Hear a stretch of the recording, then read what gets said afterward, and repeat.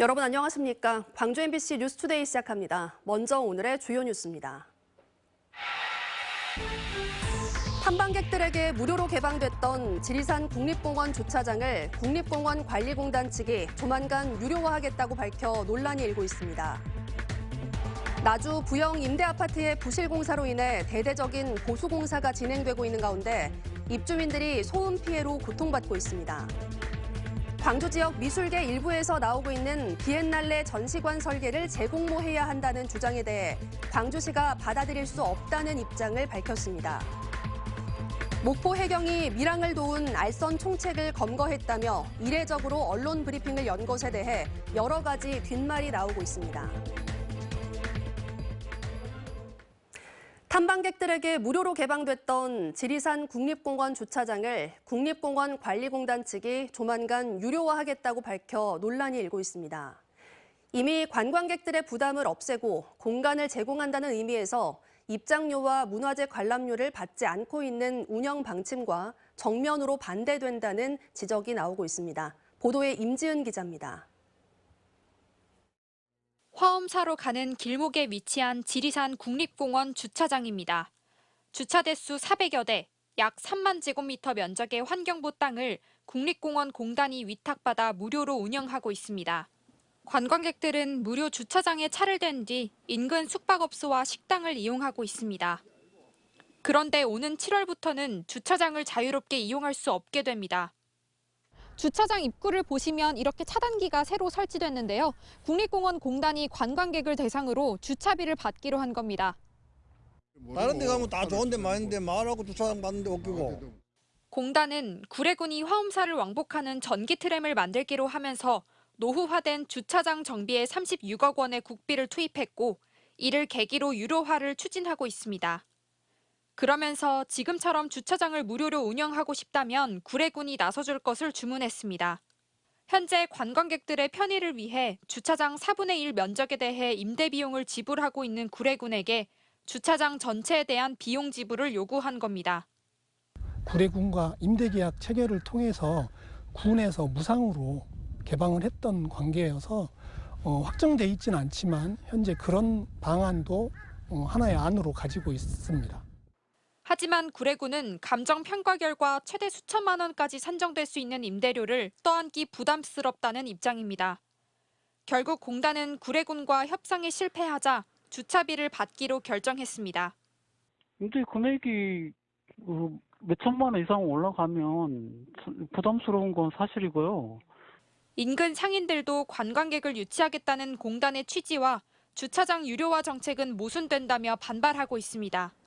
지역경제 활성화를 한다고 해놓고 그런 사업을 한다고 해놓고 이렇게 주차비를 받는 거는 문제가 있는 거지. 그럼 우리는 어떻게 하라는 말이야, 상관은. 2022년부터 매년 80만 명의 등산객들이 찾아오고 있는 지리산 화엄사. 국립공원 공단 측이 입장료에 이어 지난해 문화재 관람료까지 폐지한 가운데 주차장 유료화가 추진될 경우 관광객들과 상인들의 반발이 예상됩니다. MBC 뉴스 임지은입니다.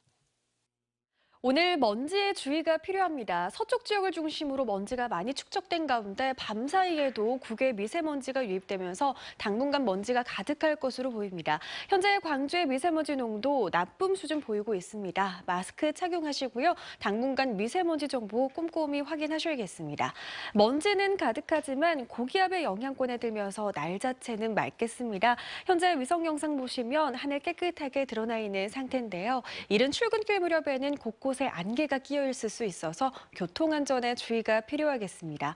오늘 아침 출근길 날씨 어제보다 더 춥습니다. 광주의 현재 기온 영하 2도 안팎으로 어제보다 3, 4도가량 낮은 기온 보이고 있습니다. 빙판길 주의하셔야겠고요. 한낮 기온은 7도 안팎으로 어제와 비슷하겠습니다. 날씨 정보였습니다. 나주 부영 임대아파트가 부실공사 때문에 대대적인 보수공사를 하고 있다는 소식 앞서 전해드렸는데요.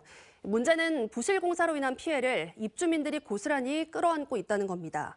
길게는 수년째 소음 피해를 겪으면서 입주자들은 정상적인 생활이 힘들다고 말합니다. 임지은 기자의 보도입니다.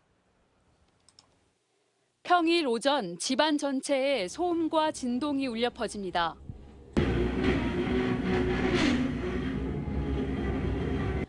바로 위층에서 바닥 재시공 공사를 하는 겁니다.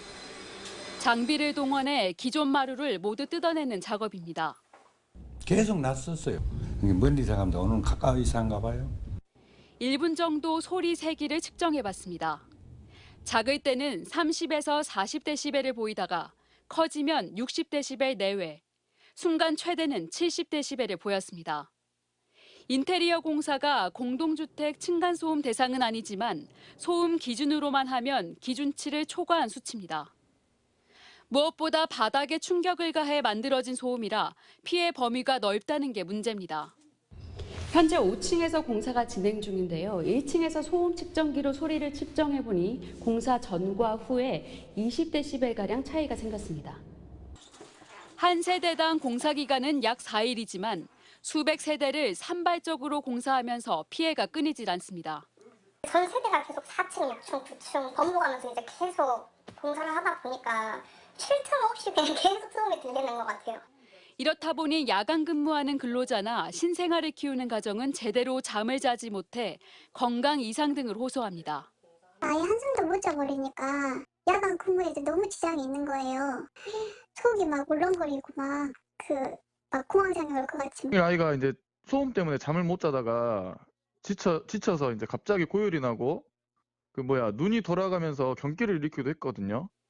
부영은 최근 민원을 접수하고서 공사 소음을 줄이도록 했다고 밝혔습니다. 공사 업체에게도 좀 소음을 최소화할 수 있도록 이런 사용 공구나 용구 이런 걸 좀 보완해서 좀 소음을 최소화 좀 해라. 하지만 공사는 4월까지 계속될 예정. 주민들은 보상이라도 해달라며 한 가구당 보상금 100만 원과 임대료 동결 등을 요구하고 있습니다. MBC 뉴스 김초롱입니다. 광주 지역 미술계 일부에서 비엔날레 전시관 설계를 재공모해야 한다는 주장에 대해 광주시가 받아들일 수 없다는 입장을 밝혔습니다. 광주시는 전시관 건립자문위원회를 통해 국제설계 공모 추진 방향에 대해 논의하고 추진 상황을 공유해온 만큼 전시관 설계자 결정 과정에서 어떤 문제도 없다고 밝혔습니다.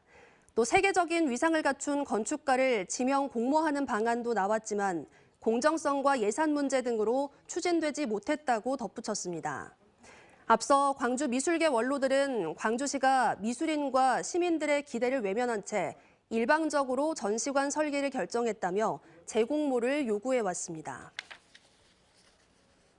공무원들에게 주어지는 휴양시설 회원권을 부적정하게 이용한 광주 서구청 공무원들이 감사에서 무더기로 적발됐습니다. 광주시 감사위원회는 서구에 대한 종합감사에서 업무를 소홀히 하거나 공무원 행동강령 위반 등의 부정행위 56건을 적발해 훈계와 주의 등 행정조치를 구청에 요구했다고 밝혔습니다. 감사 결과 32명의 직원이 최근 3년 동안 공무원 휴양시설 회원권을 61차례에 걸쳐 타인이 이용할 수 있도록 허위 사용 신청서를 낸 것으로 드러났습니다. 광주 최대 민간공원 특례사업인 중앙공원 1지구 사업자가 공동주택 분양 방식을 현재 후분양에서 선분양으로 전환해달라고 광주시에 요구했습니다. 다음 주에 타당성 용역 결과가 나오는데 선분양이든 후분양이든 사업 추진이 매끄럽게 되진 않을 것으로 보입니다. 어떤 이유 때문인지 주현정 기자가 취재했습니다. 광주 중앙공원 1지구에는 총 2,772세대의 아파트가 들어섭니다. 계획대로 2027년 말 후분양했을 경우 3.3제곱미터당 예상 평균 분양가는 4,226만 원. 선분양으로 변경해 오는 4월 입주자 모집이 시작된다면 3.3제곱미터당 2,546만 원으로 추산된다는 것이 사업자 측의 주장입니다. 3년 전 확정된 평균 분양가 1,870만 원보다 후분양 때는 125%, 선분양 시에는 36% 상승입니다. 광주시와 사업계획 조정을 마치고 본격 사업에 착수한 8개 민간공원 특례사업지의 평균 분양가 상승률은 37.6%였습니다. 사업자 측이 기존 후분양 방식을 선분양으로 전환해달라고 주장하고 있는 이유는 보상비와 금융비, 설계비 등이 올라 총사업비 규모 조정이 필요하기 때문입니다. 사업은 후분양 방식으로 추진하되 분양 시점에 선분양이 가능하다면 선분양으로 전환하여 사업을 추진할 수 있도록 한다는 지난 2021년 광주시와 사업자 측이 맺은 협약 내용을 이행하자는 겁니다. 보시는 것처럼 중앙공원 1지구의 공동주택 건설을 위한 밑작업이 마무리되면서 후분양을 선분양으로 전환하기 위한 절차도 본격화될 전망입니다. 광주시는 협약에 따라 후분양 고수가 원칙이라면서도 용역 결과를 바탕으로 선분양으로 전환할 수 있다는 여지도 남겼습니다.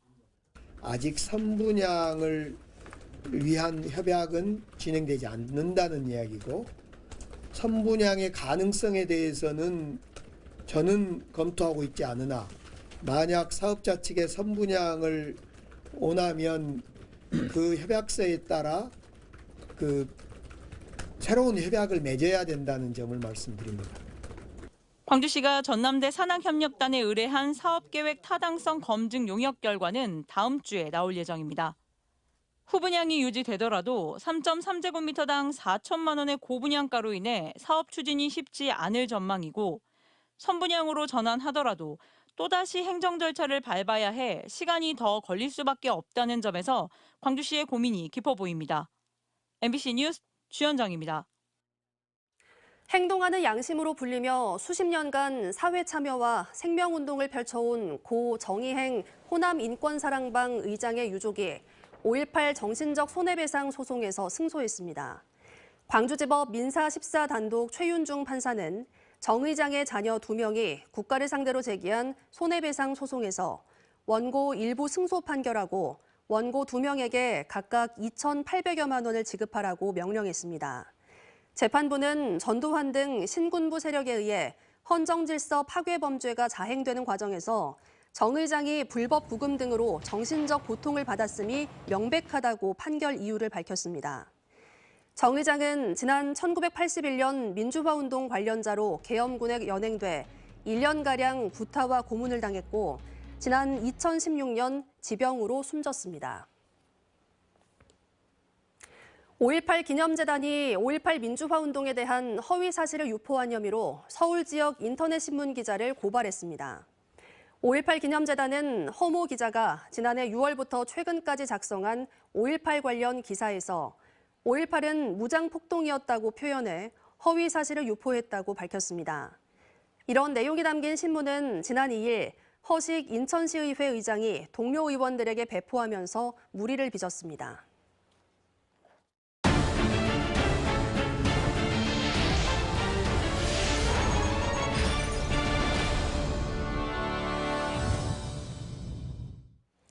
해경이 밀항을 도운 알선 총책을 검거했다며 이례적으로 갑자기 언론 브리핑을 열었습니다. 지난달 밀항을 시도했던 이른바 코인왕으로 불린 남성과 이를 도운 선장 등을 검거하고도 쉬쉬했던 것과 다른 모습이었는데요. 이를 두고 여러 가지 말이 나오고 있습니다. 안준호 기자가 취재했습니다. 신안 홍도 해상에서 밀항 시도가 있었던 것은 지난달 19일. 해경은 밀항을 하려던 일명 코인왕을 비롯해 선장과 조력자 등 모두 4명을 긴급 체포했습니다. 목포해경은 이 같은 사실을 그동안 언론에 공식적으로 공개하지 않았습니다. 그런데 3주 뒤 밀항 알선 총책을 9일 아침 부산에서 검거했다며 이례적으로 브리핑을 하겠다고 알려왔습니다. 그것도 밀항 알선 총책 검거 브리핑을 연다는 내용만 적힌 짧은 메일을 9일 낮 12시 6분 언론에 보냈습니다. 이상한 점은 밀항 일당 4명 검거 당시엔 조용했던 해경이 갑자기 밀항 알선 총책 검거에 대대적으로 브리핑을 열었다는 겁니다. 총책을 검거하고 나서 이렇게 브리핑하는 게 좋을 것 같아서 그 시기를 조금 늦췄을 뿐입니다. 하지만 최근 4년 동안 목포 해경이 굵직굵직한 사건을 해결하고도 브리핑까지 열었던 사례는 거의 찾아볼 수 없습니다. 중국으로 밀항한 이후 다시 국내로 밀입국하려던 내국인 2명 검거, 낚싯배를 타고 국내로 밀항을 시도했던 중국인 3명 검거, 마약 투약 매매 불법 체류 외국인 잇따른 검거, 모두 브리핑은 없었습니다. 해경이 밀항 알선 총책 브리핑을 한 날은 공교롭게도 당일 아침부터 해경 직원의 음주 사고 사실이 대대적으로 언론에 알려진 날입니다. 그래서 이번 해경의 이례적인 언론 브리핑은 음주 사건에 대한 여론의 질타를 덮기 위한 것 아니었냐는 의심을 사고 있습니다. 이에 대해 목포해경 관계자는 이번 브리핑은 밀항 조직 적발이란 해경의 성과를 적극적으로 알리기 위한 것이었지 해경 직원의 일탈 사건과는 관계가 없다고 말했습니다. 한편 목포해경은 아직 검거하지 못한 밀항 알선 중간책인 40대 남성을 쫓고 있습니다. MBC 뉴스 안준호입니다. 이낙연 전 더불어민주당 대표가 오늘 민주당 탈당을 공식 선언할 예정입니다. 이 전 대표는 오늘 오후 2시 국회 소통관에서 기자회견을 열고 탈당을 공식 선언하고 신당 창당에 대한 의지를 표명할 예정입니다. 앞서 이 전 대표는 지난 주말 광주를 찾아 광주 전남의 진 빚을 갚지 못한 것이 많아 반드시 빚을 다 갚고 떠나겠다는 다짐을 했다며 탈당 의사를 내비친 바 있습니다. 강은미 국회의원이 총선 광주 서구울 출마를 공식 선언했습니다. 정의당 비례대표 국회의원인 강 의원은 국민의 생명과 안전은 지키고 윤석열 정권에는 맞서고 일당 독점 극복에는 주춧돌을 놓는 정치를 하겠다며 군공항과 탄약고 이전 등 지역 현안도 풀어내겠다고 밝혔습니다. 광주의 현역 국회의원 총선 출마는 강 의원이 처음입니다.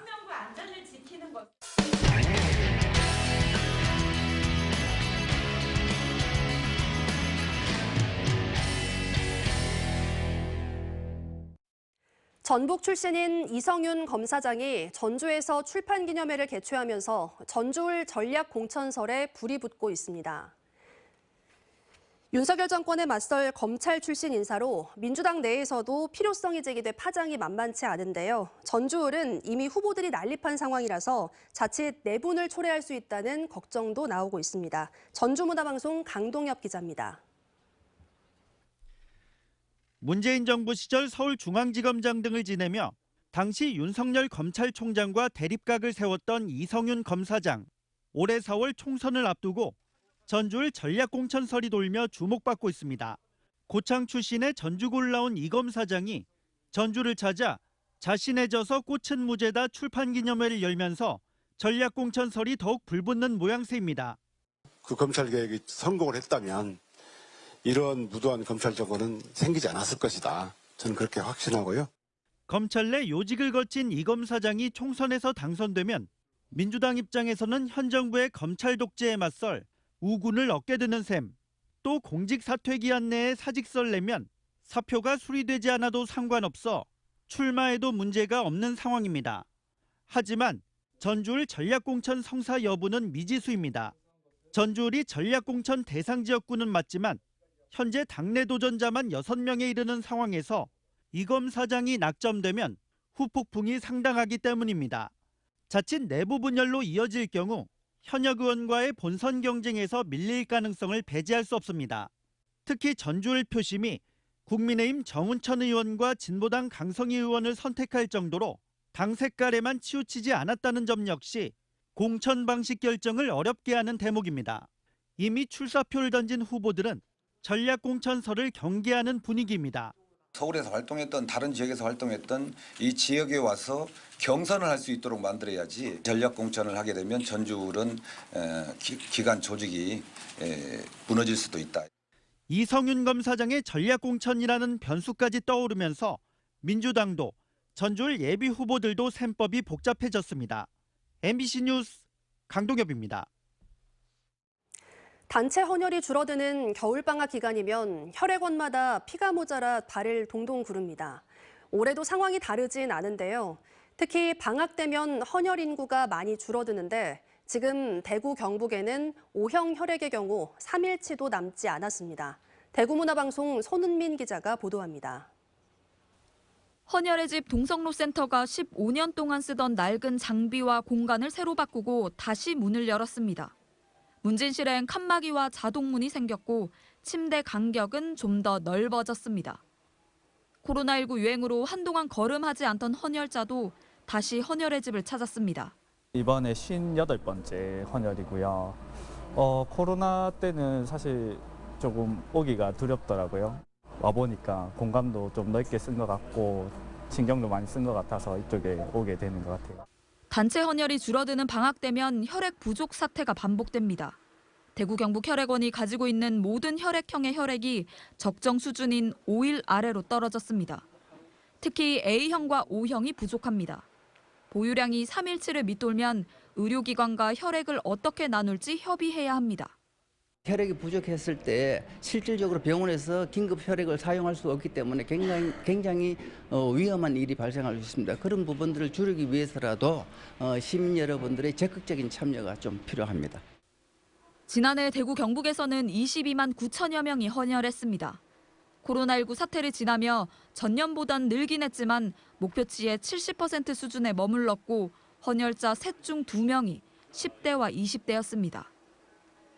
전국의 만 16세부터 69세까지 헌혈이 가능한 사람 중에선 3.4% 정도만 피를 나누고 있습니다. 의과학 발달에도 단 한 방울도 생산할 수 없는 혈액. 한 명의 환자라도 더 살리기 위한 사랑의 나눔이 더욱 간절한 때입니다. MBC 뉴스 손은민입니다. 화산 분출로 만들어진 화산송이는 제주의 보존자원으로 특별법에 따라 엄격히 관리되고 있는데요.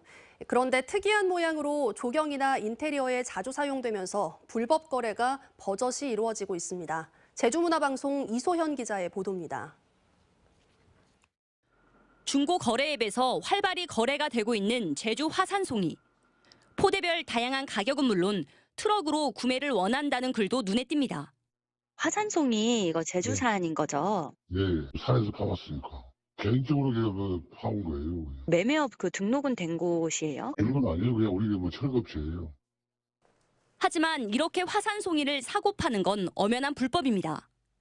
무분별한 반출 등을 막기 위해 제주도 보존자원 관리조례로 허가를 받은 10개 업체만 판매할 수 있습니다. 허가를 받은 곳은 최근 무분별하게 판매가 이뤄지고 있는데도 행정당국이 손을 놓고 있어 다른 지역 반출도 적지 않다고 말합니다. 인터넷상 보면 많이 팔아요, 송이를. 송이가 키로당 20kg에 15,000원 이렇게 팔아요, 사실은. 송이 원 자체를 못 나가게 돼 있는데 육지에서 버섯이 나간다는 얘기거든요. 화산송이 불법 거래는 이미 몇 년 전에도 논란이 된 적이 있지만 불법 거래는 여전합니다. 제주 보존자원인 화산송이의 개인 간 불법 거래가 수년째 되풀이되고 있지만 단속은 제대로 이루어지지 않고 있습니다. 실제로 최근 10년 동안 제주도가 적발한 단속 건수는 단 2건. 화산송이가 나오는 오름이 훼손될 수 있다는 우려까지 나오는 이유입니다. 개인 간 거래는 그런 게 없잖아요. 그래서 심지어 오름에서도 파가고 그리고 그게 어디에서 얼마만큼 채취가 되는지 모르기 때문에 그런 사이에 좀 심각하게 오름이 훼손될 수 있다는 그런 우려가 있습니다. 제주도는 중고거래 운영업체에 조치를 요구하려 했지만 의견을 제시하기 어려운 구조라며 제보가 왔을 경우 단속한다고 밝혔습니다. 보존조례는 불법으로 화산송이를 거래할 경우 5년 이하의 징역이나 5천만 원 이하의 벌금을 부과하도록 되어 있습니다. MBC 뉴스 이소연입니다. 광주시가 경영난에 빠진 소상공인들을 돕기 위해 1,500억 원 규모의 특례보증을 지원합니다. 광주시는 업체당 최대 대출 한도를 3천만 원에서 5천만 원으로 올리고 비대면 대출을 받을 수 있도록 하는 한편 시행 시기도 지난해보다 한 달 앞당깁니다. 또 채무로 어려움을 겪고 있는 소상공인 등을 위해 대출과 채무 조정, 복지 주거 상담 등을 지원합니다. 다음은 희망 2024 나눔 캠페인에 성금을 보내주신 분들입니다.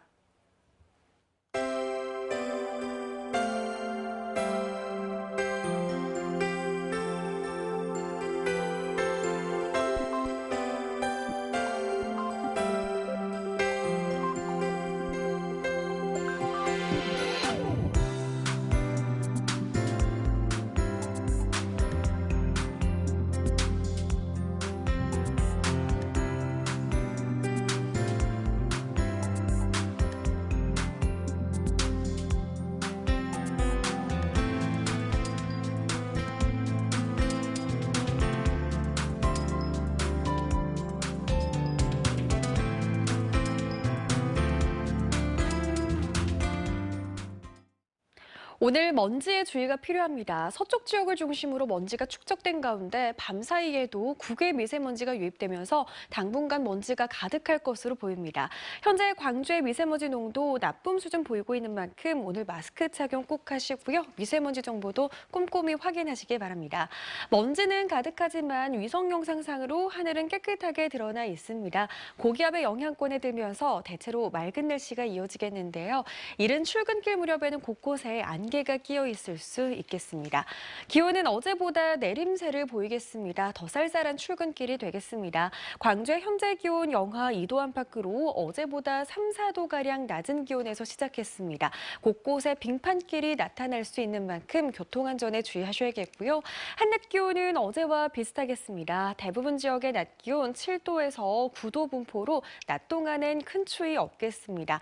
아침 기온이 내림세를 보이면서 그만큼 일교차는 더 크게 벌어지겠습니다. 순천의 현재 기온 영하 3도 안팎 보이고 있는 가운데 한낮 기온은 9도로 예상됩니다.